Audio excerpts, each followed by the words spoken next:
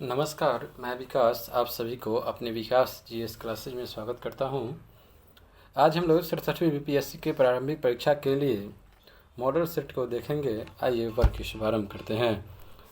प्रश्न संख्या 21, हक ए सब्र कर निम्नलिखित में से किस पर लगाया जाता था? ऑप्शन नंबर ए व्यापार पर, बी सिंचाई पर, सी गैर मुसलमानों पर, डी उद्योग पर, ई उपयुक्त में से कोई नहीं या एक से अधिक। इस प्रश्न का सही उत्तर हो जाएगा ऑप्शन नंबर बी सिंचाई पर।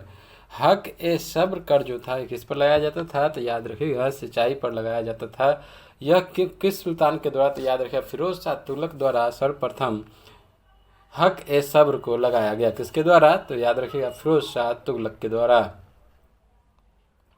और इसके अतिरिक्त फिरोज शाह तुगलक ने अपने कार्यकाल में 5 बड़ी नहरें का भी निर्माण कराया और फिरोज शाह तुगलक ने दीवान ए खैरात स्थापित भी किया था। जो दीवान ए खैरात जो था, जो मुसलमान अनाथ स्त्रियों एवं विधवाओं को आर्थिक सहायता देता था और निर्धन मुसलमान लड़कियों के विवाह की व्यवस्था करता था। तो हक ए सब्र कर निम्नलिखित में से किस पर लगाया जाता था? तो याद रखिएगा सिंचाई कर था, एक सिंचाई पर लगाया जाता था। प्रश्न संख्या 22, अकबर द्वारा अपनाई गई सुलह कुल की अवधारणा का उद्देश्य क्या था? ऑप्शन नंबर ए राजनीतिक उदारता, बी धार्मिक सहनशीलता, सी उदारवादी सांस्कृतिक दृष्टिकोण, डी हिंदू मुस्लिम एकता, ई उपयुक्त में से कोई नहीं या एक से अधिक। इस प्रश्न का सही उत्तर होगा ऑप्शन नंबर डी हिंदू मुस्लिम एकता। अकबर द्वारा जो अपनाई गई थी सुलह ए कुल की नीति, यह नीति क्या थी? तो हिंदू मुस्लिम की एकता के लिए यह नीति का प्रयोग किया गया था, अर्थात सुलह कुल का उद्देश्य था। इसका अगर अर्थ की बात करें सुलह कुल की क्या अर्थ होता है, तो इसका अर्थ के संबंध में हम लोग देखें तो इसका अर्थ होता है सभी के साथ शांति। सुलह कुल का क्या अर्थ होता है? तो याद रखिएगा सभी के साथ शांति। और अकबर सुलह कुल की धार्मिक नीति ने राज्य और धर्म को पृथक करने का प्रयत्न किया और धर्म को व्यक्तिगत बनाने का प्रयास किया और इस प्रकार समस्त प्रजा को बिना किसी धार्मिक भेदभाव के समान सुविधाएं देने का प्रयत्न किया था अकबर ने।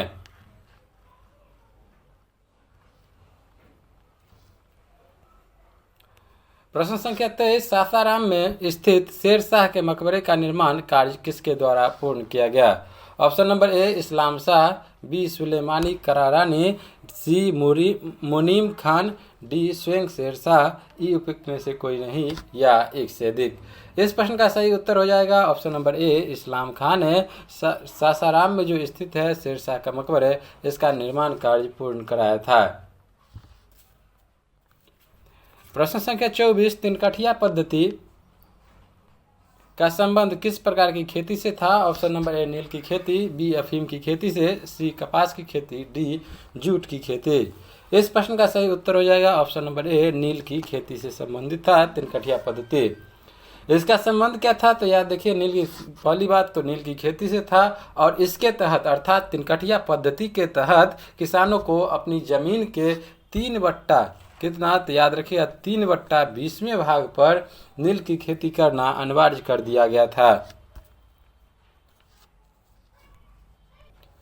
प्रश्न संख्या 25, बिहार में नमक आंदोलन की रूपरेखा किसके द्वारा तैयार की गई? Option number A Ramdayalu Singh, B Rajendra Prasad, C Abdul Bari, D सच्चिदानंद सिन्हा, ई उपयुक्त में से कोई नहीं या एक से अधिक।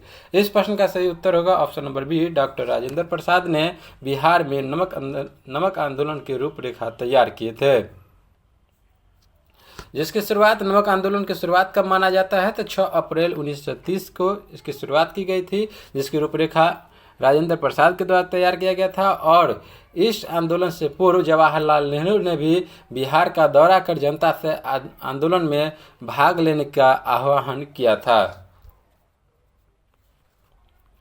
प्रश्न संख्या 26, द बिहार हेराल्ड का प्रकाशन किया गया।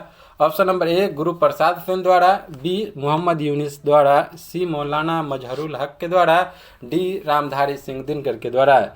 इस प्रश्न का सही उत्तर होगा ऑप्शन नंबर ए गुरु प्रसाद गुरु प्रसाद सेन के द्वारा द बिहार हेराल्ड का प्रकाशन किया गया। यह जो द बिहार हेराल्ड प्रकाशन था, यह क्या था याद रखिएगा, यह बिहार से प्रकाशित होने वाला पहला अंग्रेजी अखबार था और इसका प्रकाशन वर्ष 1875 में पटना से प्रारंभ किया गया था। इसका द बिहार हेराल्ड अंग्रेजी समाचार पत्र का प्रकाशन। प्रश्न संख्या 27, इनमें से कौन 1857 की क्रांति से संबंधित नहीं है? Option number A Kunwar Singh, B Amar Singh, C Pir Ali, D Abdul बारी, ई उपयुक्त में से कोई नहीं या एक से अधिक। इस प्रश्न का सही उत्तर हो जाएगा ऑप्शन नंबर डी, अब्दुल बारी जो है वह 1857 की क्रांति से संबंधित नहीं है।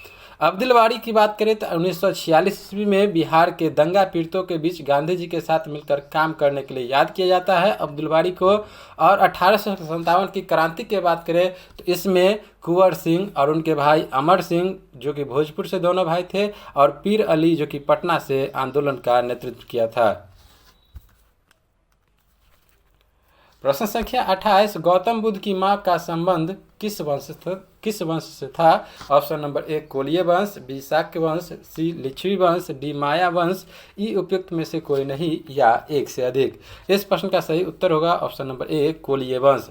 गौतम बुद्ध का जो जन्म था वह शाक्य नामक क्षत्रिय कुल में कपिल वस्तु में हुआ था इनका जन्म, और उनकी माँ जो थी महामाया वह कोलिय वंश से संबंधित थी। और उनकी माता के अर्थात गौतम बुद्ध की माँ के निधन के बाद गौतम बुद्ध का लालन पालन का जो कार्य था वह किया था इनकी मौसी प्रजापति गौतमी ने।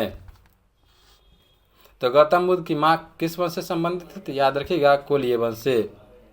और गौतम बुद्ध का जन्म शाक्य नामक क्षत्रिय कुल में हुआ था। प्रश्न संख्या 29, निम्नलिखित में से किन का संबंध चंपारण आंदोलन से नहीं था? ऑप्शन नंबर ए अनुग्रह नारायण सिन्हा, बी राजेंद्र प्रसाद, सी जेबी कृपलानी, डी जयप्रकाश नारायण, ई उपयुक्त में से कोई नहीं या एक से अधिक। इस प्रश्न का सही उत्तर होगा option number D, Jayaprakash Narayan जो थे वह चंपारण आंदोलन से नहीं था।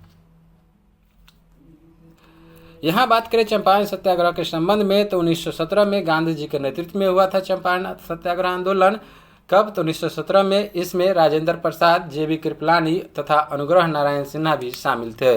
परंतु जयप्रकाश नारायण की बात करें तो यह संबंधित नहीं थे। जयप्रकाश नारायण ने वर्ष 1942 में, कब? तो 1942 में भारत छोड़ो आंदोलन में महत्वपूर्ण भूमिका का निर्वहन किया था। कौन? तो जयप्रकाश नारायण। प्रश्न संख्या 3, लछुआर किस धर्म से संबंधित है और कहाँ स्थित है? ऑप्शन नंबर ए बौद्ध धर्म गया, बी सिख धर्म पटना, सी हिंदू धर्म भागलपुर, डी जैन धर्म जमुई। इस प्रश्न का क्या होगा सही उत्तर? तो याद रखिएगा जैन धर्म जमुई से लछुआर धर्म का संबंधित स्थल है। प्रश्न संख्या 31, मोहम्मद बिन तुगलक के समय बिहार का सूबेदार या प्रांतपति कौन था? ऑप्शन नंबर ए मखदूल मुल्क, बी ख्वाजा जहां, सी शक्र सिंह, डी सुलेमान करारानी, ई उपयुक्त में से कोई नहीं या एक से अधिक। इस प्रश्न का सही उत्तर होगा ऑप्शन नंबर ए मखदूल मुल्क। मोहम्मद बिन तुगलक के समय बिहार का सूबेदार मखदूल मुल्क थे। बिहार में तुगलक काल से संबंधित याद रखें तो 3 आरंभिक अभिलेख मिले हैं तुगलक काल के। एक अभिलेख मिला है जहानाबाद में, जबकि 2 अभिलेख मिले हैं बिहार शरीफ में। वहीं राजगीर के जैन मंदिर में संस्कृत में भी एक अभिलेख मिला है जिसमें फिरोज शाह तुगलक को नेकी का रक्षक कहा गया है। प्रश्न संख्या 32, 1929 में पारित बाल विवाह निषेध अधिनियम के अनुसार लड़के एवं लड़कियों के विवाह की न्यूनतम आयु थी। ऑप्शन नंबर ए 18 वर्ष एवं 14 वर्ष, बी 18 वर्ष एवं 16 वर्ष, सी 18 वर्ष एवं 12 वर्ष, डी 16 वर्ष एवं 12 वर्ष, ई उपयुक्त में से कोई नहीं या एक से अधिक। इस प्रश्न का सही उत्तर होगा ऑप्शन नंबर ए 18 वर्ष एवं 16 वर्ष। 1929 में जो पारित हुआ था बाल विवाह निषेध अधिनियम, इसके अनुसार लड़के की न्यूनतम आयु 18 वर्ष और लड़की की विवाह की न्यूनतम आयु थी 14 वर्ष। प्रश्न संख्या 33, भारत के किस नेता ने सर्वप्रथम पूंजीवाद को साम्राज्यवाद से जोड़कर देखा था? Option number A Subhash Chandra Bose, B Dadabhai Naoroji, C Lala Lajpat Rai, D Mahatma Gandhi. इस प्रश्न का सही उत्तर होगा option number C, Lala Lajpat Rai ने ही सर्वप्रथम पूंजीवाद को साम्राज्यवाद से जोड़कर देखा था। और इस गठजोड़ से लड़ने के लिए, अर्थात ये जो पूंजीवाद और साम्राज्यवाद का जोड़ था, इस दोनों गठजोड़ से लड़ने के लिए उन्होंने मजदूर वर्ग की भूमिका पर जोर दिया था। किसने? लाला लाजपत राय ने। उन्होंने कहा था जो कि संगठित पूंजी ने भारत का रक्त चूस लिया है और उसे खोखला बना दिया है। प्रश्न संख्या 34, निम्न में से कौन सा कथन अलाउद्दीन खिलजी से संबंधित नहीं है? ऑप्शन नंबर ए दाग और चेहरा प्रथा की शुरुआत, बी दीवान ए मुस्त खराज के पद का सृजन, सी दीवान ए रियासत और शाहना ए मंडी नामक विभागों की स्थापना, डी इल्तुतमिश द्वारा शुरू की गई एकता प्रणाली की समाप्ति, ई उपयुक्त में से कोई नहीं या एक से अधिक। इस प्रश्न का सही उत्तर हो जाएगा ऑप्शन नंबर ई, उपयुक्त में से कोई नहीं या एक से अधिक। अर्थात यहाँ पर जितना कथन दिया गया है सभी कथन अलाउद्दीन खिलजी से ही संबंधित है। पहला कथन कौन सा सही है? तो दीवान दाग और चेहरा प्रथा की शुरुआत अलाउद्दीन खिलजी ने किया। दूसरा भी सही है जो कि दीवान ए मुस्तखराज पद के सृजन का भी, और तीसरा भी सही है जो कि दीवान ए रियासत और शाहना ए मंडी नामक विभागों की स्थापना की और इल्तुतमिश द्वारा शुरू की गई एकता प्रणाली की समाप्ति की थी अलाउद्दीन खिलजी ने।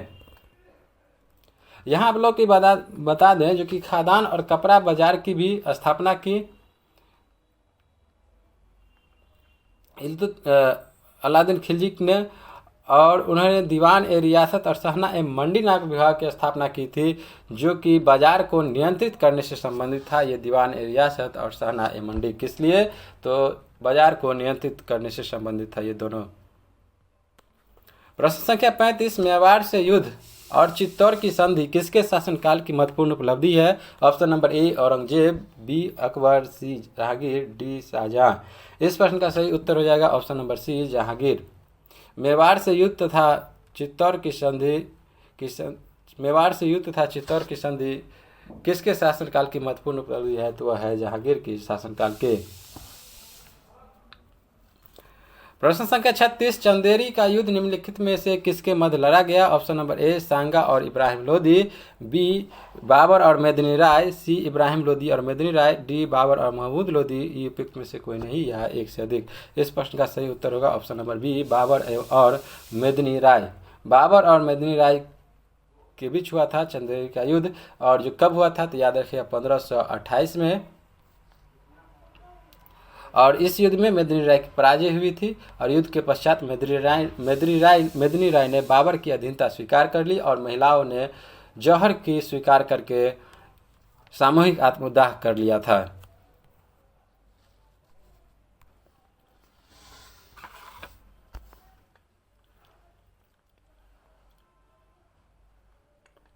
प्रश्न संख्या 37, सिखों के धर्म ग्रंथ आदि ग्रंथ में किस सूफी संत के विचारों को संकलित किया गया है? Option number A Sheikh Moinuddin Chishti, B Qutbuddin Bakhtiyar Kaki, C Fariduddin Ganj e Shakar, D Sheikh Nizamuddin Auliya. इस प्रश्न का सही उत्तर होगा option number C Fariduddin Ganj e Shakar. सिखों के जो धर्म ग्रंथ आदि ग्रंथ है उसमें सूफी संत अर्थात किस सूफी संत का? तो फरीदुद्दीन गंज ए शिकर का विचारों को संकलित किया गया है आदि ग्रंथ में। प्रश्न संख्या 38, अब्दुल रज़ाक गुरनाह को वर्ष 2021 का साहित्य का नोबेल पुरस्कार प्रदान किया गया, उसका संबंध किस देश से है? Option number A Tajikistan, B Tasmania, C Tanzania, D Turkmenistan.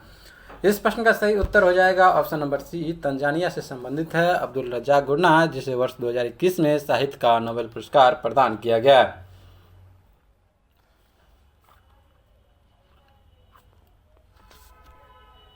प्रश्न संख्या 39, 25 अगस्त 2021 को किस मंत्रालय द्वारा समृद्ध कार्यक्रम की शुरुआत की गई? ऑप्शन नंबर ए शिक्षा मंत्रालय, बी इलेक्ट्रॉनिक्स एवं सूचना प्रौद्योगिकी मंत्रालय, सी सामाजिक न्याय एवं अधिकारिता मंत्रालय, डी व्यापार वाणिज्य और उद्योग मंत्रालय, ई उपयुक्त में से कोई नहीं या एक से अधिक। इस प्रश्न का सही उत्तर होगा ऑप्शन नंबर बी, इलेक्ट्रॉनिक्स एवं सूचना प्रौद्योगिकी मंत्रालय ने 25 अगस्त 2021 को समृद्ध कार्यक्रम की शुरुआत की थी। प्रश्न संख्या 40, पैरालंपिक 2020 में चर्चा में रही भावना पटेल का संबंध किस खेल से है? Option number A, para table tennis, B para high jump, C cricket, D hockey. इस प्रश्न का सही उत्तर होगा option number A, para table tennis से संबंधित है भावना पटेल। और भावना पटेल किस राज्य से है? तो याद रखिएगा, भावना पटेल का संबंध गुजरात राज्य से है। और यह एक बात और, जो कि ये जो पैरालंपिक में क्लास 4 में जो टेबल टेनिस में ये रजत पदक जीती थी, कौन सा पदक जीता था इसमें? तो याद रखिएगा, रजत पदक। और ये टेबल टेनिस में भारत का पहला पदक है। प्रश्न संख्या 41, एससीओ सदस्य देशों द्वारा पाबी एंटी टेरर 2021 युद्धाभ्यास का आयोजन किस देश में किया गया? ऑप्शन नंबर ए, चीन, बी पाकिस्तान, सी भारत, डी तजाकिस्तान। इस प्रश्न का सही उत्तर होगा ऑप्शन नंबर बी, पाकिस्तान में एससीओ सदस्य देशों द्वारा पाबी एंटी टेरर 2021 युद्धाभ्यास का आयोजन किया गया था। यहाँ बात करें जो कि यह जो हुआ था पाबी आतंकवाद विरोधी अभ्यास 2021 का आयोजन पाकिस्तान में, यह एससीओ सदस्य राज्यों के बीच आतंकवाद विरोधी सहयोग को बढ़ावा देगा, इसलिए किया गया था पाकिस्तान में पाबी एंटी टेरर 2021 युद्धाभ्यास। क्यों किया गया था? तो जो एससीओ सदस्य राज्य है उनके बीच आतंक विरोधी सहयोग में सहायता करेगा। प्रश्न संख्या 42, किस देश के भूवैज्ञानिकों ने पृथ्वी पर 1.6 बिलियन वर्ष पुराने पानी की खोज की है? Option number A, USA, B रूस, सी कनाडा, डी जापान। इस प्रश्न का सही उत्तर होगा ऑप्शन नंबर सी, कनाडा के भूवैज्ञानिकों ने पृथ्वी पर 1.6 बिलियन वर्ष पुराने पानी की खोज की है। प्रश्न संख्या 43, निम्नलिखित में से किस संस्थान ने एमएसएमई के स्वास्थ्य और आरोग्य ऋण योजना की शुरुआत की? Option number A, NABARD, B SIDBI, C SBI, D RBI. इस प्रश्न का सही उत्तर होगा ऑप्शन नंबर बी, सिडबी ने। भारतीय लघु उद्योग विकास बैंक सिडबी ने एमएसएमई को आवश्यक वित्तीय सहायता के साथ मदद करने के लिए स्वास्थ्य और आरोग्य लॉन्च किया है। प्रश्न संख्या 44, एक भारत श्रेष्ठ भारत अभियान के तहत बिहार को किस राज्य के साथ जोड़ा गया? Option number A, Mizoram, B Tripura, C Jharkhand, D Uttar Pradesh, E उपयुक्त में से कोई नहीं या एक से अधिक। इस प्रश्न का सही उत्तर हो जाएगा ऑप्शन नंबर ई, क्योंकि ए और बी, मिजोरम और त्रिपुरा के साथ बिहार राज्य को जोड़ा गया था एक भारत श्रेष्ठ भारत अभियान के तहत। इस अभियान का उद्देश्य की बात करें हम लोग, एक भारत श्रेष्ठ भारत कार्यक्रम जो है, यह जो अभियान चलाया जा रहा है, इसका उद्देश्य क्या है? तो भारत में विभिन्न राज्यों और केंद्र शासित प्रदेशों में रहने वाले विविध संस्कृतियों के लोगों के बीच बातचीत को सक्रिय रूप से बढ़ावा देना, जिसका उद्देश्य उनके बीच अधिक आपसी समझ को बढ़ावा देना है। तो सीबीएसई ने बिहार को त्रिपुरा और मिजोरम के साथ जोड़ा था। प्रश्न नंबर 45, अभी हाल ही में ईडा तूफान किस देश में तबाही मचाई है? Option number A, Britain, B Fiji, C USA, D Spain. इस प्रश्न का सही उत्तर हो जाएगा ऑप्शन नंबर सी, यूएसए में तूफान ईडा ने अमेरिका के लुइसियाना में दस्तक दी। अमेरिका के कहाँ? तो लुइसियाना में। यह जो तूफान ईडा है यह कहाँ आया? तो यूएसए में, उसमें भी कहाँ? तो लुइसियाना जो एरिया है वहाँ पर यह ईडा तूफान आया। और यह खतरनाक श्रेणी के चौथे नंबर का, अर्थात खतरनाक श्रेणी 4 का तूफान है। और अमेरिका में अब तक के जो भी शक्तिशाली तूफान आए उनमें से यह एक माना जा रहा है, ईडा तूफान। प्रश्न संख्या 46, भारत सरकार ने सार्वजनिक उद्यम विभाग को भारी उद्योग मंत्रालय से हटाकर किस मंत्रालय के अंतर्गत रखा है? ऑप्शन नंबर ए, गृह मंत्रालय, बी दूरसंचार मंत्रालय, सी वित्त मंत्रालय, डी सूक्ष्म लघु एवं मध्यम उद्योग मंत्रालय, ई उपयुक्त में से कोई नहीं या एक से अधिक। इस प्रश्न का सही उत्तर हो जाएगा ऑप्शन नंबर सी, अर्थात मिनिस्ट्री ऑफ फाइनेंस या वित्त मंत्रालय के तहत सार्वजनिक उद्यम विभाग को भारी विभाग से हटा करके वित्त मंत्रालय के अंतर्गत रखा गया है। प्रश्न संख्या 47, टोक्यो पैरालंपिक 2021 के उद्घाटन समारोह में भारतीय ध्वजवाहक कौन थे? Option number A Devendra Jhajharia, B Tekchand, C Mariyappan Thangavelu, D Bhavana Patel. इस प्रश्न का सही उत्तर हो जाएगा ऑप्शन नंबर बी टेकचंद जो थे वह टोक्यो पैरालंपिक 2021 के उद्घाटन समारोह में भारतीय ध्वजवाहक रहे थे। कौन? तो टेकचंद। प्रश्न संख्या 48, भारत की मदद से किस देश में निर्मित मगदेछु जल विद्युत परियोजना, कौन सा परियोजना? तो मंगदेछु जल विद्युत परियोजना को लंदन स्थित इंस्टीट्यूशन ऑफ सिविल इंजीनियर्स द्वारा ब्रूनेल मेडल से सम्मानित किया गया। Option number A Bhutan, B Nepal, C Sri Lanka, D Maldives. इस प्रश्न का सही उत्तर हो जाएगा option number A Bhutan. Bharat की मदद से भूटान में निर्मित जो है मंगदेछु जल विद्युत परियोजना को लंदन स्थित इंस्टीट्यूशन ऑफ सिविल इंजीनियर्स द्वारा ब्रूनेल मेडल से सम्मानित किया गया। किस मेडल से? तो याद रखिएगा ब्रूनेल मेडल से। किसके द्वारा? तो इंस्टीट्यूशन ऑफ सिविल इंजीनियर्स के द्वारा सम्मानित किया गया है। प्रश्न संख्या 49, भारत के उपराष्ट्रपति वेंकैया नायडू के 4 साल के कार्यकाल का वर्णन किस किताब में किया गया? Option number A reflecting, recollecting और रिकनेक्टिंग, बी है faster, higher, stronger together, C how the earth got its beauty, D leopard diaries. इस प्रश्न का सही उत्तर होगा ऑप्शन नंबर ए भारत के उपराष्ट्रपति वेंकैया नायडू के 4 साल के कार्यकाल का वर्णन किस किताब में किया गया है? तो उस किताब का नाम है रिफ्लेक्टिंग, रिकलेक्टिंग और रिकनेक्टिंग पुस्तक में वर्णन किया गया है।